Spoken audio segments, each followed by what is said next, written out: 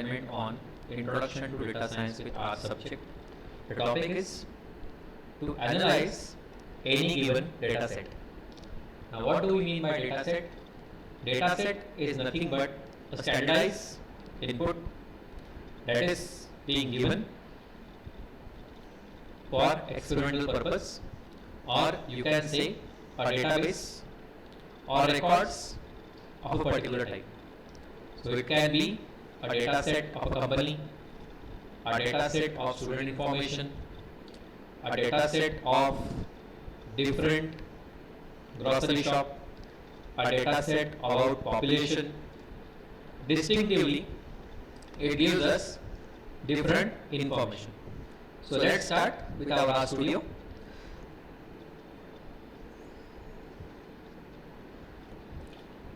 So beginning with this assignment, let us first see some commands, because we are going to input our data set, a simple data set, through a CSV file, that is a comma separated value file, which can be created in Notepad by putting up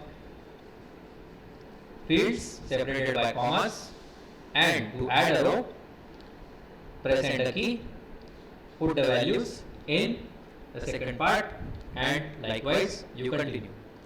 So now, to just understand and get the present working directory, the command is get working directory, and we will display it. So if you observe, my current working directory is C users admins documents. Now, for this purpose, I have already stored the programming assignment in a path, which now I would set as a working directory. So I have given the path of it, and I am going to execute it. So after doing that, my working directory is set. How will I know it? Again, I would print the command get working directory. So I will execute it. Now if you say previously it was C users admin documents, now it has changed to E work from home R tutorials. Okay. Now moving on next, since my file which I have to import is present in this working directory, I am not required to give the entire path. So how do I read a data set from a CSV file? So reading a data from a CSV file, you have to store it in an object or variable. Use read.csv function and the file name. So my file name is input.csv, and whether that data has been imported or not, that I can check by using the print function and printing the data. So before executing this command, I will clear the console, select that much part, and click on run. So if you observe, I have entered employee name, salary, their starting date, and their department. So this is what my CSV file contains. If you observe, if you want to get details, if you observe in the environment, you will get to know about 8 observations and 5 variables. That is, it contains 8 records. Each record has 5 fields of information. Now, our programming assignment is we have to analyze a data of a simple data set or any data set.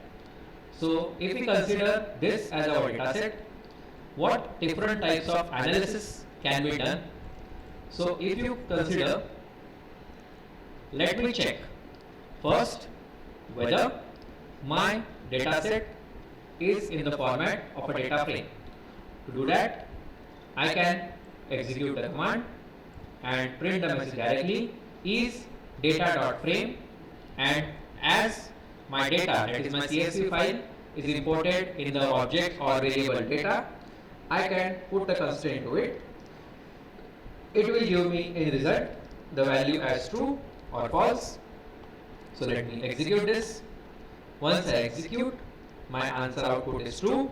It means the information that is provided to me or that is available with me is in the form of data frame. Next, I have to find out the number of records, that is rows, and number of fields, that is column, that are present. So the function is ncol and nrow. So now I will clear the console first, then I will try to execute this command. I get it. My number of rows, number of columns, that is fields, are 5, and my number of rows, that is records, are 8. The same, because of this RStudio, it is available to me in my global environment or in my environment workspace. Moving on next, again I execute the same command because I have to start with the analysis process. So again I execute the same command, data read CSV, so that file is get inputted. Okay. Now if you check, as I have not selected the comment part, that's why it is showing me an error. So I clear the console, I again select the complete 2 lines and then click on run. Okay. Since I am not printing it, no output will be visible to me. Okay, here. Now moving on next, for analysis part, I want to find the maximum salary that is present with my data, which is in the part of data frame. So what I do, I take a variable salmax and I call the function maximum, and I apply that function on the column salary from the data set. So that summarizes it. Salmax is equal to max data from column salary.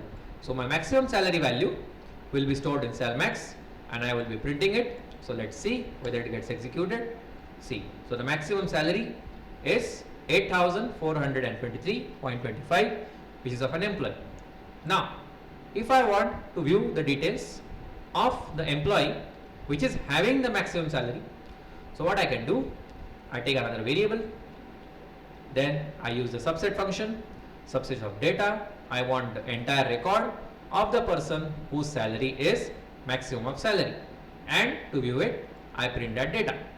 So if I run it, if you say the employee name Tushar has a maximum salary, his date of joining is, and he belongs to finance department. So all entire thing can be executed or being retrieved as a query from the using the subset function. Now moving on next. Now if I want department wise information, then for example get details of all people or all employees working in IT department. So what I am doing, I am clearing the console first.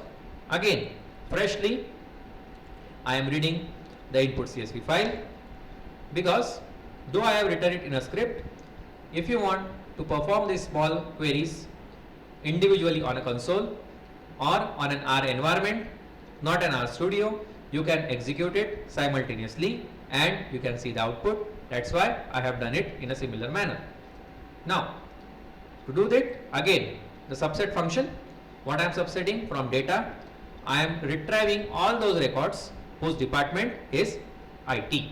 So let's run it. Okay, now have I printed the value of retrieve? No. So over here if I use the print function and call RETVAL, then, and if you see one observation with 5 variables, you have got it. So what I am doing, I am again executing the whole query. So if you see, there are 3 persons who are working in IT department. Their information is like this: Akash Gauri and Chaitali. Now moving on next, I want, for the next query, I want to get the details of data whose salary is more than 6,000 and also they are working in IT department. So again I am inputting the data.